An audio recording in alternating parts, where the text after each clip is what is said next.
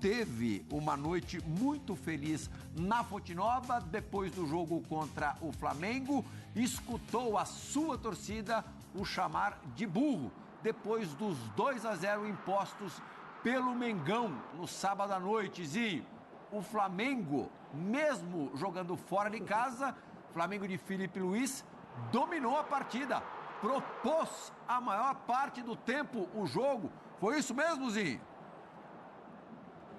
Foi, é só você ver a estatística aí, os números, né? Posse de bola, finalizações, mas vendo o jogo também, posição do Flamengo. O Bahia realmente, ele jogando em casa, aceitou o domínio do Flamengo. A gente vê o primeiro gol, mais uma vez, de um lateral esquerdo, né? Felipe Luís chegou, o Alexandre fez gol no jogo passado, agora o Ayrton Lucas. O Flamengo impondo o seu jogo, com a posse de bola, trabalhando. Realmente o time joga melhor ou joga mais solto, mais leve. A gente vê um clima melhor, o time com a confiança de jogo maior também, os jogadores com movimentação, a postura tática que ele também colocou para esse time. Alguns jogadores ainda precisando melhorar, principalmente essa dupla uruguaia, Arrascaeta e De La Cruz, podem jogar muito mais do que estão jogando. O Flamengo, se não me engano, perde 7 jogadores, né, nessa data FIFA. O Filipe Luís vai estar ainda com um grupo bom para treinar, para condicionar, e principalmente o cara que perdeu o primeiro gol ali no jogo, o Gabigol, que tem esse nome muito citado com a chegada do Filipe Luís, a recuperação, o Gabigol é titular. Realmente ele tem a confiança do Filipe Luís, mesmo ainda não tendo feito gol, perdendo o gol como a gente viu ali no lance, ele tem essa confiança do Filipe Luís que deixa ele jogando, que dá o ritmo de jogo para ele, que dá a minutagem para ele. Então agora com essa data FIFA, ele treinando, se condicionando mais ainda, a tendência é um Gabigol melhor, junto com o Bruno Henrique, e aí esse sonho dos rubro-negros de ainda ter esperança no campeonato. O Mauro Naves falou, tem um jogo a menos, aí o Alcaraz, né, que entrou no jogo, no lugar do De La Cruz, bate o pênalti, o Gerson dá a bola para ele bater o pênalti, né, já no finalzinho, né, decretando a vitória do Flamengo, que foi merecida. Quando precisa de tirar do banco de reservas, bota o Alcaraz, bota o Michael... 20 milhões de euros. Bota o Michael, né? E aí vai resolvendo a parada na parte ofensiva. O Gerson, de novo, jogou um absurdo. Eu concordo com você. Eu concordo com você. Tem que botar o Gerson para jogar na seleção. Né? Porque é um absurdo o que está jogando o Gerson. Eu sei que o treinador da seleção brasileira pensa também que esses jogadores que jogam no exterior têm uns confrontos mais difíceis contra as equipes mais difíceis, principalmente quem joga na Premier League, né? Que é o caso do Paquetá, mas o que o Gerson está jogando... Gente, é só ver o que ele fez nessa partida. Né? O gol começa com a finalização dele, o goleiro rebate e vem o gol. Né? Ele cria algumas boas possibilidades para o Flamengo fazer gol. Ele mesmo tem 2 finalizações que passam muito perto e que quase... Ele está sempre onipresente. Aliás, como perde gol o Flamengo, né? Mas todo jogo perde muito gol. Não, o Flamengo, porque cria muita possibilidade. Eu acho que o Zinho falou uma coisa. Mas o Mauro falou tanto de aproveitamento hoje aqui. O aproveitamento do Flamengo é muito baixo. Se o Flamengo fizesse metade do que cria, ganharia de 4-5 todo jogo. Metade do que cria. Metade só. Eu estou falando assim, se você vê, o Flamengo agora vai ter um tempo, de repente o Gabriel pode treinar mais, pode intensificar os treinamentos, finalização, né? Mas ele treinou bastante nos últimos tempos aí, né? Sim, mas mais feio foi treinar. Mas isso precisa aprimorar, né? Aprimorar. Ter esse refino na hora da finalização. Essas bolas que ele entra na área, ele não costumava perder. Falta um pouco de jogo também, de ritmo de jogo. Tem que estar mais inteirado com o time e tal. O Flamengo, gente, com todo respeito ao Bahia, eu respeito muito o Bahia. O Bahia tem um bom time. É legal ver o Bahia jogar, eu gosto de ver o Bahia jogar. Mas um confronto como esse... Não... Jogou mal sábado, né? Um confronto como esse, vai pegar um adversário muito melhor que ele. Você está falando de finalizações, até que nesse jogo, o Flamengo até que acertou quase 50% no alvo, que chutou 13 e acertou 6.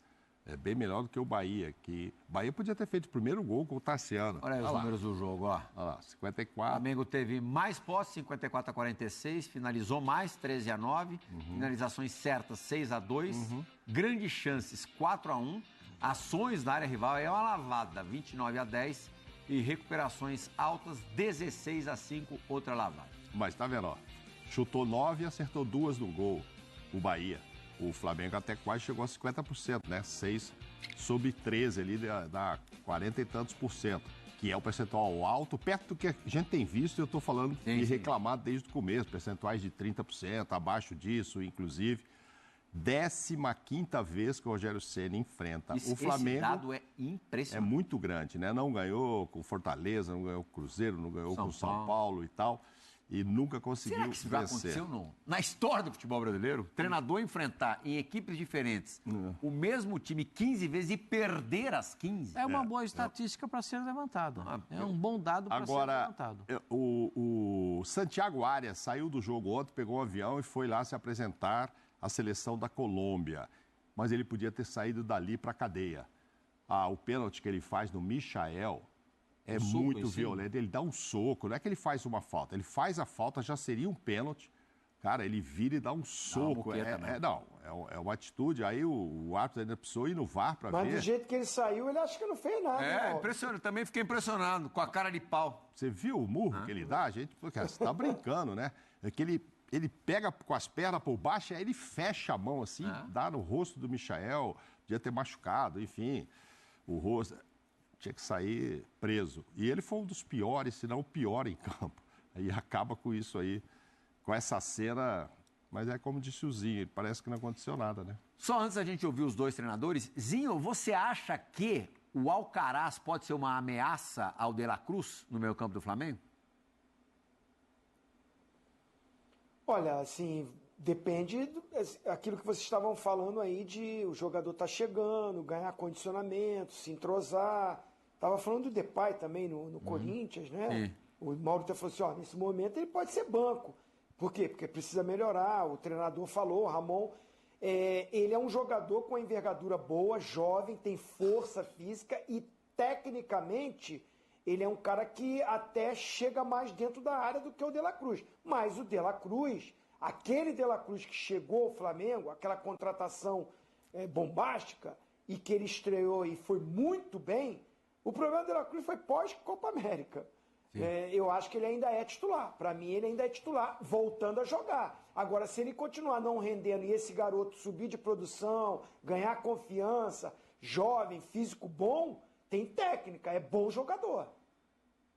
Verdade. Vamos agora ouvir os treinadores? Sim. Começamos por qual, Fabrício, meu garoto? Felipe Luiz, o vencedor da noite de sábado em Salvador. Fala, Felipe. Uma grande vitória, um jogo muito difícil. Conheço bem o time do Bahia, conheço bem o Rogério e corremos riscos em muitos momentos. Mas é um risco que eu aceito correr. Quero que o meu time pressione, quero que o meu time seja um time incômodo para o adversário. E eu não tenho dúvida que o time do Bahia é o time mais difícil de pressionar do Brasil. Eu não tenho nenhuma dúvida disso, do que eu estou falando. O time com meio campo muito forte, muito qualificado. Também não falo da boca para fora que esse time aqui já está bem treinado. Esse time aqui eu não peguei um caos não. Esse aqui está bem trabalhado e são ajustes que eu quero dar sobre o meu modelo de jogo, deixar bem claro o que eu quero. Com relação à derrota, toda derrota ela incomoda, ela machuca. Eu falo sempre que a cada jogo que você está jogando e não consegue vencer o adversário, isso ele ao menos para quem gosta de vencer, é algo que incomoda. Sobre vaias, eu gostaria sempre, logicamente, que o torcedor estivesse feliz e aplaudindo a cada jogo, mas quando a gente não consegue o resultado, independente de contra quem seja ou da maneira que jogue, eu acho que o torcedor ele paga o ingresso e é inerente ao jogo, inerente ao trabalho ser vaiado. Ninguém gosta de ser vaiado, não conheço ninguém que goste de... Todo mundo gosta de ser exaltado pelo trabalho, nem sempre é possível. Eu respeito esse lado do torcedor e nós temos que tentar... novos jogos vão ser jogos difíceis aqui, nós vamos ter... Os 2 próximos jogos são jogos pesados também, como foi hoje, e nós vamos tentar fazer com que o torcedor reaja de maneira diferente, entregando um resultado diferente também para ele, mas é compreensível que o torcedor saia chateado. Até o Rogério falou ali no final, os 2 próximos jogos vão ser aquilo que o Mauro brinca também. Todos os jogos são difíceis no Campeonato Brasileiro. Tem jeito. Mas eu fiquei curioso aqui. O próximo é o Cruzeiro em Belo Horizonte, pós data FIFA, e depois 2 jogos fora mesmo, né? E depois o Vasco da Gama no Rio de Janeiro. 2 pedreiras mesmo. Nesses 2 jogos do Filipe Luizinho, qual que você destacaria como maior virtude apresentada pelo time? Muito ele entender a característica que os jogadores do Flamengo têm e ele adaptar o esquema para os jogadores renderem o melhor. Eu costumo falar que assim, o Filipe Luiz, como é jovem, como treinador, ele está usando muito o que ele viveu com esses atletas. Como ele foi campeão com esses jogadores. Acho que deu um pipoquinho na internet do Zinho. Você pode seguir o pensamento do Crisan? Eu acho que sim. Primeiro, ele está dando leveza para o time do Flamengo, porque ele assume essa possibilidade de correr riscos, né? O que ele faz para correr riscos? Ele adianta os laterais, ele prende o volante está sempre preso e não deixa o zagueiro sair. Então, o que ele faz? Ele segura sempre 3 na marcação. Como ele sabia que o time do Bahia tem uma forte pegada no meio-campo e qualidade na saída de bola do meio-campo, ele povoou o meio-campo e o Gerson fez essa diferença, né? Já que a gente citou os 2 uruguaios que estão na seleção do Uruguai, o De La Cruz e o Arrascaeta, mas eles não fizeram um jogo empolgante, né? O Flamengo fez um jogo empolgante, porque quando precisa mudar, quando precisa tirar do banco para dar satisfação para a torcida, o Flamengo é incomparável, né? Os jogadores que colocam em campo, os jogadores que bota para resolver a situação. Eu acho que essa desenvoltura ofensiva do time do Flamengo, esse desempenho, esse trabalho de bola do time do Flamengo de maneira ofensiva, mais agudo, mais chegada, mais frontal, mais agressivo, tudo isso faz diferença do trabalho do Tite, que era o que eu não gostava do trabalho do Tite era, cada um joga no seu terreno. Aquele aluga um 20 por 20, esse aqui aluga um terreninho 10 por 10. O posicional. Isso eu não gosto. Eu acho que o futebol, ele pode ter liberdade, o jogador tem que ter liberdade para trabalhar e criar, e é o que a gente vê agora no time do Flamengo. Tetra, por favor, já restabelecido o nosso contato, pode fechar teu pensamento. Você ficou até bem paradinho, cara, travado aí na imagem. Só assim para parar o Tetra. Acontece, o remoto, né? Não, a gente estava falando muito das virtudes do Filipe Luiz, com a sua pouca experiência como treinador, ele saber utilizar os jogadores muito pela memória que ele tem com os caras. Tudo bem, são jogadores saíram, outros chegaram, mas a maioria aí ele jogou junto, né? Então é muito legal ele com os métodos de trabalho dele, com a visão que ele tem de futebol, ele falou, vou correr riscos, mas me lembra muito aquilo, eu não gosto de ficar comparando não, mas assim, o modelo de jogo que ele usa é mais parecido com o do Jorge Jesus. Sim. É totalmente diferente do que com o treinador que estava antes aí.